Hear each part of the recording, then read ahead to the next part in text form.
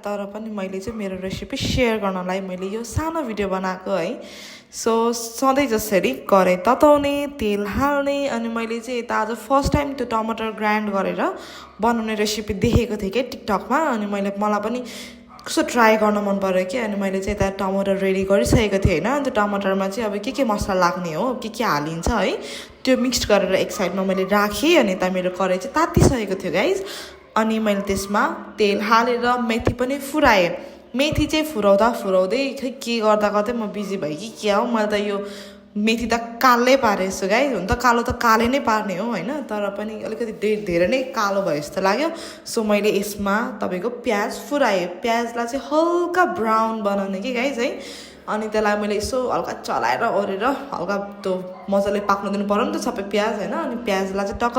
हल्का चलाएर म त्यसमा अब अदुवा लसुनको पेस्ट हाल्दैछु अदुवा लसुनको पेस्ट होइन कोहीले चाहिँ फेरि आलुदममा होइन के पनि हाल्नु हुँदैन रहेछ कि प्याजहरू पनि नहाल्ने होइन टमाटर मात्रको पनि पकाउनु हुँदो रहेछ तर मलाई चाहिँ यो ग्रेभीवाला उयसमा चाहिँ सबै थोक हालेको मनपर्छ क्या प्याज मसला यो टमाटरको यो ग्रेभीहरू है अनि मैले यो टमाटरको ग्रेभी हालेँ अनि त्यो हालेपछि चाहिँ चलाइहाल्नुपर्छ कि गाइस फेरि नत्र तपाईँको त टाँसिन्छ क्या है अलिकति टाँसिन्छ अनि यो अलिकति ओइली पनि देखेको होला तर आलुदम चाहिँ अलिकति ओइली नै मिठो हुन्छ जस्तो लाग्छ मलाई चाहिँ होइन अलिकति तेल भएन भने चाहिँ तपाईँको फेरि कस्तो प्यात्ता हुन्छ जस्तो लाग्यो अनि स्वादअनुसार नुन हाल्नु होला कति एमाउन्टमा तपाईँहरूले पकाउनु आँट्नु भएको छ है अनि त्यसपछि यसरी टक्क नुन हालेर अब के मसलाहरू हाल्दा पनि भयो मैले चाहिँ अलरेडी त्यो टमाटरको त्यो पेस्टमा टमाटर पेस्ट गरेको ठाउँमा हालिसकेको थिएँ कि त्यहाँ जिरा धनियाँहरू धुलो खोर्सानीहरू सो हेर्दै कस्तो दामी ग्रेभी देखेको है अनि त्यो ग्रेभी मजाले पाकिसकेपछि चाहिँ तपाईँको त्यो तेल निस्किन्छ क्या त्यो माथिबाट अनि त्यो तेल निस्किसकेपछि तपाईँले त्यो उसिनेको आलु हाल्नु होला गाइज अनि त्यसलाई मजाले चलाउने पोल्टाइ गरेर आनन्दले रिल्याक्स भएर चलाउनुहोस् गाइज अलिकति मलाई चाहिँ आलुदम अलिकति के भन्छ त्यो अलिकति खरिएको क्या अब तपाईँहरू के भन्नुहुन्छ मजाले फ्राई भएको मनपर्छ नि त अनि मजाले त्यसलाई फ्राई गर्न दिएँ मैले एकछिन छोपेर